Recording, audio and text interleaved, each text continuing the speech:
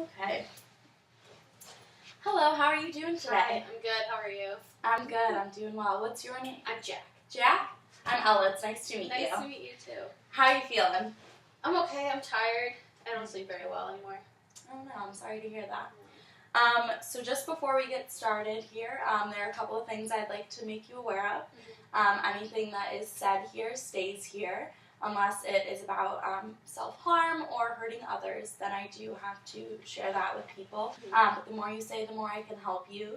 And this is really just a safe space for your growth and healing. So I'm here to help you, and I hopefully can. Parents sent me. So what was your job? I worked in tech over there, so I helped a lot with setting up equipment that the people, the soldiers in combat were using for different things. So from radars to positioning and stuff like that. So I was moving a lot, and the best part about the Army is that you have a very specific job, and you know what that job is, and everybody has a place. And since I've gotten back, I don't really have that, and so I've been really lost and just kind of taking my time to find my way, and my parents are not thrilled about that. So in what ways exactly do you feel lost by being back? I think it's just that I was, when you're in that environment and for, a couple years like I was, and I didn't go to college because I went straight into the service, every day someone needed me to do something, and I did it, and that was what I did. And so now that I'm home and I don't have a job, I just kind of am drifting, and it's hard to find a meaning again. So what I'm hearing is that you're sort of searching for more of a purpose now that you're home and you felt as though you truly had one in the military. Yeah, absolutely. Okay, so what are some things that you're really passionate about doing? I play the guitar. I really like music. My hands got really dry while I was out in the desert, and I actually got calluses, so I'm pretty good at guitar. And I'm really into graphic design. That was never something I really got to explore. My parents were never really supportive of the arts, and going straight into military, that was a lot more physical and mental anyways, so I never really got to explore that. Okay. So graphic design is something that it sounds as though you're really passionate about. Yeah, definitely. But your parents don't support it, so that's what's holding you back? Yeah, they're very traditional. They're Chinese Americans. They immigrated here to give us a better life, and for them that means doctors or lawyers, and my younger sister is a doctor and makes me look really bad, and so that doesn't really help. So tell me a little bit more about your relationship with your parents. Well, we've never been super close because, again, I'm a first-generation American, and so I kind of went in, feet first, and they wanted me to have the all-American experience, which, of course, I'm thankful for, but when I graduated, I didn't really have a direction, and I was really into science and tech, and the military was a very driven, very focused, narrow way, which is how I thought I would thrive, and so that was the best path for me, but they didn't love that idea that I wasn't going right to college. And then while I was over there, like I said, my sister went into med school, and so that just made me look bad. So there's no part of you that feels deeply connected to your parents? Not really. They grew up a very different life, and then while I was growing up, they were working, and so we never had the opportunity to really grow a relationship when I was younger. And what about your relationship with your sister? I understand that she might make you look bad, but do you feel connected to her in any way? Not really. We're a couple years apart, and like I said, she and I were always on such kind of different wavelengths, and if anything, I'm kind of resentful towards her because of, how she's changed the family dynamic so much. So one thing I'm thinking is it sounds like you have somewhat different values from your parents, but I feel as though there might be some alignment somewhere. So maybe one thing that could be kind of fun to do just for you is writing down what values you have similar to your parents and what values you have different from your parents, because it sounds as though education is somewhat of a similar value. Your parents really value education, and you enjoy learning about things you're passionate about. So do you think that one thing that might satisfy your purpose needs and your parents is maybe going to school for graphic design? Yeah, I never really thought about that was something we're, similar, but we definitely are. And yeah, I would really like to find a career. It's just been, that's again what I like to do, and I just don't even really know how to get started because I think they really feel strongly about me going into a different career, and this is the only thing I can really see myself doing from here on out, especially with like some of my health problems that I have had from being overseas. I really don't even have the skill set to be a doctor. That's totally out of the question, and they don't seem to get that. So can you tell me just a little bit more about the health issues that you're referring to? Yeah, so while I was overseas, I suffered a concussion, and I didn't take, I suppose, the proper time to recover, and one of the side effects I had was eyesight, so I have really poor eyesight, and it made me, I couldn't do my job anymore, which is what prompted my discharge. And so since I've gotten back, I've had a hard time readjusting, like I kind of alluded to, life again, and so I kind of do nothing during the day, and I drink a 6-pack and go to sleep, and that's kind of my day. So, like I said, I kind of been waiting for my eyesight to improve and for some of those headaches and tiredness from my concussion to get better, but they really haven't. So can you tell me just a little bit more about the ways you feel this concussion, these health issues sort of impact your day-to-day? Well, like, right after it happened, like, it took me a few days for, like, for, like, the symptoms to come up while I was over there, and then I was, like, misspelling things, and I wasn't coding quite right, and that's when my superior had me get checked out, and I was diagnosed with a concussion, and that sometimes eyesight can be, like, a side effect from it. So I was out of work for, like, 3 weeks, which was really, really hard to be over there and not be really doing anything. I felt very, like, worthless, I guess is the best way to put it, because I felt like I wasn't contributing. I was just a burden. And so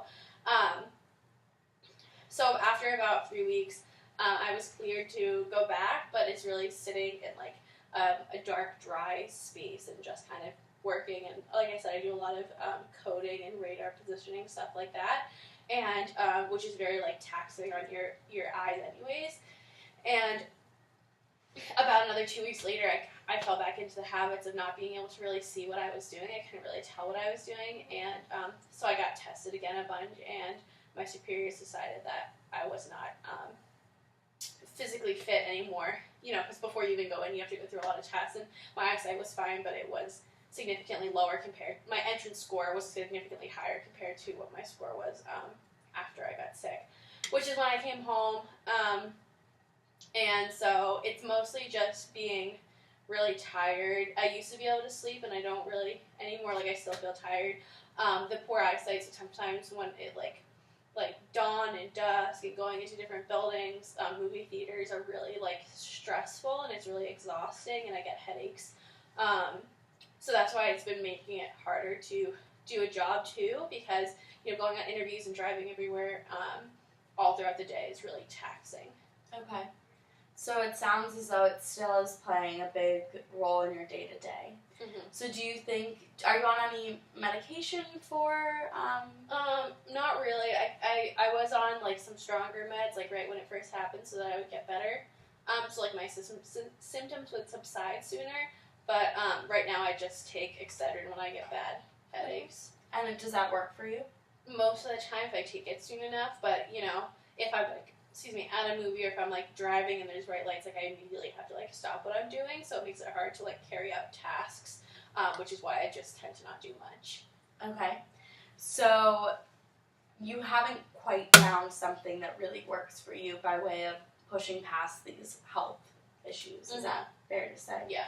Okay, so is that something you'd like to work towards, sort of navigating these health issues in a way that is successful and works well for you? Yeah, definitely. I mean, I really think that, like, it'll hopefully begin to get better on its own, but I just don't know if I have the patience for that anymore. So I don't know if that means, like, picking a different career path, or if I need to be looking into, like, I don't even know if there's, like, therapy for that kind of thing, but I think that I can't be the only one who's gone through this. Like, there must be something they can do, but I just haven't been able to find the energy to find something. Okay. And do you feel as though there are any communities nearby that support you, whether it's a family member, a friend, a focus group? I mean, I've heard that the VA can be helpful if they they have the right the right opportunities available for you. I definitely would. A lot of my buddies are still over there, but when they come back, it'd be really nice to see them again. So maybe going to some sort of focus group for people who have been discharged or for people who are back. You might be able to find some people who you can really relate to because there might be other people going through something similar to what you're feeling. So thinking about maybe attending one of those groups. I can give you brochures when we leave today, but I think that could be something that maybe you'll find people who have felt similar things. Yeah, I'll try anything at this point. Okay. Sorry about that. You're good. Okay, so I also think that one idea that maybe we should flesh out is this idea that before you go to bed, you enjoy drinking a 6-pack. So how does that make you feel when you... Well, it's really what I have to do. I mean, it started from enjoyment. Like, it was, that's not something we can really do on duty, so it was nice to come back and be able to, enjoy a beer with the game. But I was having a hard time falling asleep, and I found that the more I was drinking, it was easier. And so they just kind of went hand in hand and made me feel a little more like I was at home, but it helped me sleep, which was something I needed. So, 6-pack before bed is pretty standard.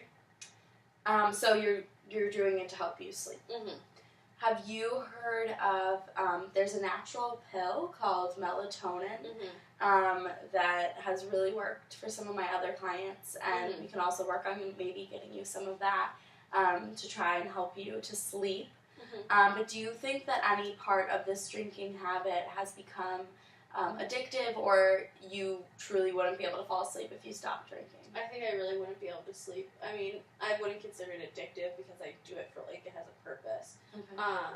I don't really, I guess I could try something, in addition to it, but I really don't see, a huge issue with it, and that it's more, like I said, for a purpose. I'm not doing it, willy-nilly, So earlier you said that your parents sent you here because they see that as an issue. Why do you think they see it as an issue that you're drinking before sleep? I think because of how they were raised, and I was raised in a no alcohol zone, and I think that they just think it's so weird, and I don't see anything wrong with it because it is my routine and I have a purpose. I'm not doing it to whatever they think. But I think that they think it's why I'm not getting a job, which is really not true at all. Okay. And do you see any issue with drinking that much before you sleep? Not really. I mean, I, have plenty of money and I'm staying, with a friend right now, and so it's not really an issue. I don't feel anything when I wake up. I sleep a pretty solid 10 hours afterwards, and it makes me, it makes me sleep, and that's the only peace I can really get. So, if anything, it's a blessing. Okay.